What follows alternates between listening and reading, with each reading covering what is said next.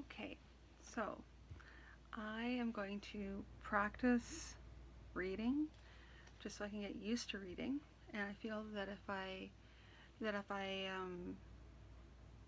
read and post it, then I feel a little more pressure to perform properly, orate, and vocalize and project.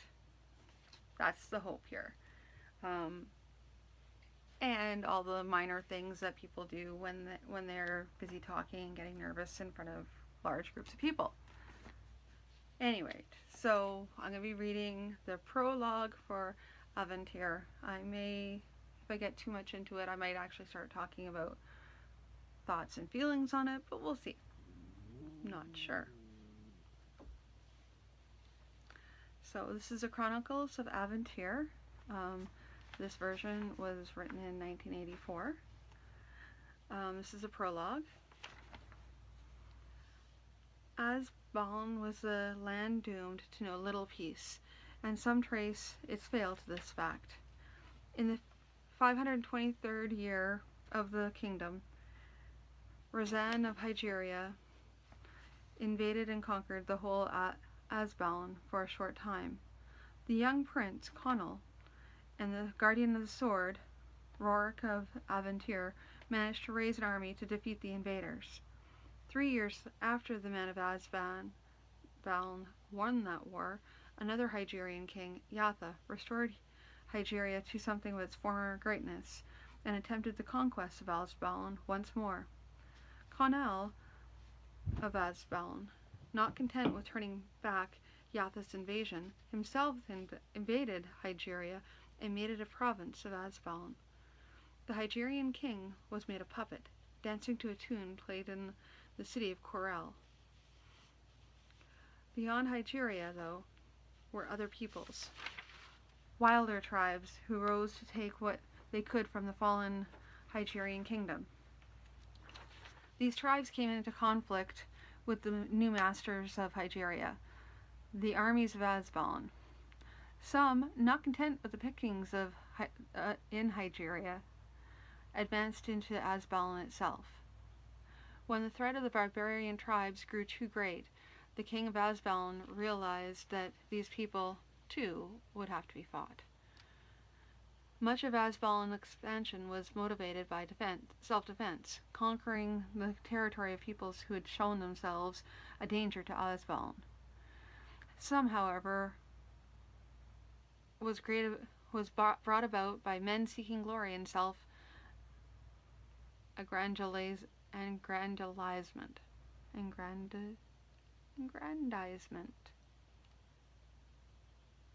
There are some things that may need to be edited.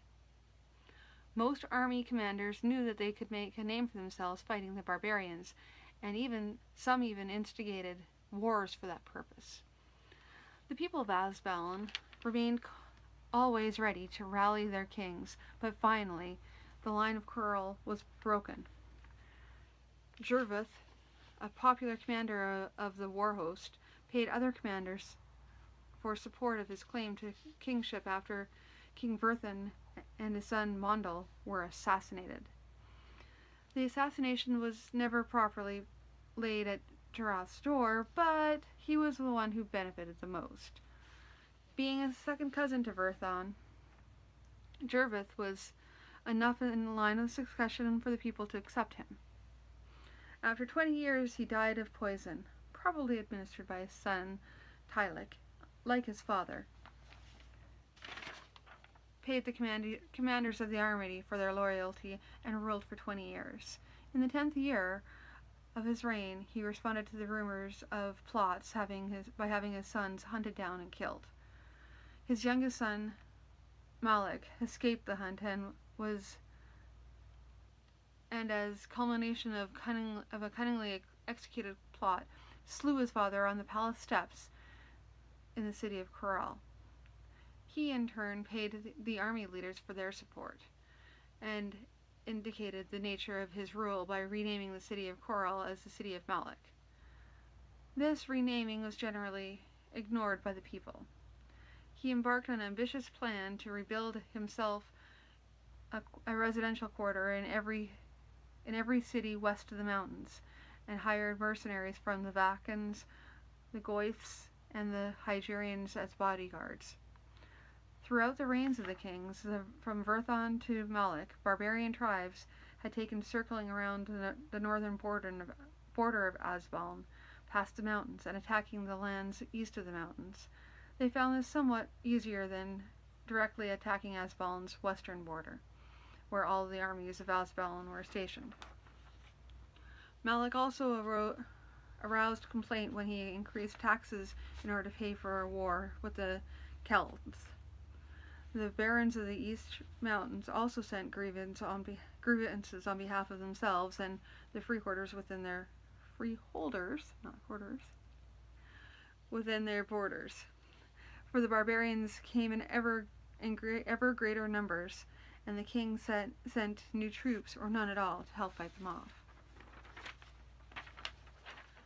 Malek then sent word to the barons to take the lands of the freeholders within their borders and give them to men who would obey their king. It was at this time that Randall of Avantir, guardian of the sword, which was not to be named, rode over the mountains to speak reason with Malek. And basically, that's how the prologue goes. As you can see, I'm probably going to end up cutting the prologue from the story, but it gives some great ideas as to like kind of the setting for the political setting and the landscape. I want to try and put a little more character into the people, because from what I've been reading, it seems just kind of like there's people doing things, but I don't know, I don't feel like there's a lot of actual personality to the characters. They seem to be doing things, but there's not the characters in depth that you'll see later on. I'll see later on in his writings. That's how you can tell he'd been writing for a while, but he still needed to work more depth into his characters. I think that was something that's always seemed to be lacking a bit in his work. So I kind of want to, that's kind of where I'm going to take the reins there and put in just more personality, more flaws, more depth, that sort of thing. But this has kind of sparked my interest already. I think from there's already story behind the lead up to the main story, so I'd kind of want to work on that eventually. I'm going to be doing a lot of mapping, and because I'm a visual person, I do a lot of drawing, so I kind of want to get a good idea of all the backgrounds of the characters and stuff too. So those people that were described, as I'm seeing right now, this is just the background for what continues on with the story. I'm going to continue to read the story, but I just want more to it. I want more meat. And I will make the meat, because that's what I can do. Anyway, thank you for listening. This one ran a little bit longer than the last ones, and they're all being recorded the same night. I'm just going to tell you that now. Not all of them, but a few of them have been. But that's my thoughts and feelings on the first reading of the prologue. I'm going to I don't know if I'm going to read the whole story for you, because I don't think anyone needs that, because there's a lot of typos. This is like a very rough draft. So this is me just practicing reading and talking about things. And I don't know if anyone's going to listen to all of this. It's basically just somebody rambling. But I want to get more stories, so I want to read more stories, read more poems. I kind of want to do that. So I'm gonna practice doing that. As I can, I want to just here and there read off some more poems, read some more songs. They're going to be reading songs that are going to sound like poems, because I haven't put them to music. They could. I'd have to be in a very musical kind of way and have to know what the notes are that I would be playing. Not musical. Maybe somebody else can do that. Alrighty, well, thank you so much for listening, and I'll talk at you again soon. Thank you.